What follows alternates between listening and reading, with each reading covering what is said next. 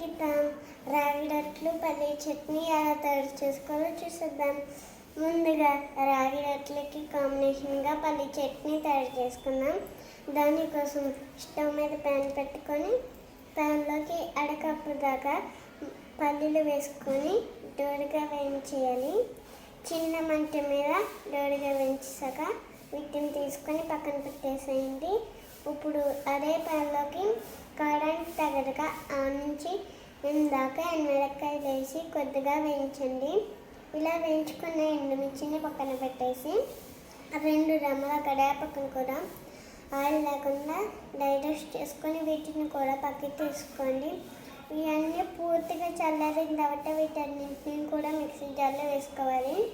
Next ఇందులోకి 2 వెల్లుల్లిపాయలు, కొద్దిగా చింతపండు, అలాగే రుచికి తగినంత ఉప్పు, కావాల్సినంత నీళ్ళు వేసుకొని చట్నీని మెత్తగా గ్రైండ్ చేసుకోవాలి. ఇలా గ్రైండ్ చేసుకున్న చట్నీని మీరు ఇదే విధంగా సర్వ్ చేసుకోవచ్చు. వితౌట్ ఆయిల్ కావాలనుకుంటే, లేదంటే దీన్ని తాలింపు కూడా పెట్టుకొని సర్వ్ చేసుకోవచ్చు. నేనైతే కాస్త తాలింపు పెట్టేసుకొని కలిపేస్తున్నానండి. సో మన పల్లి చట్నీ రెడీ అయిపోయింది. దీన్ని పక్కన పెట్టేసి రాగి రొట్టెలు చేసుకున్నాను.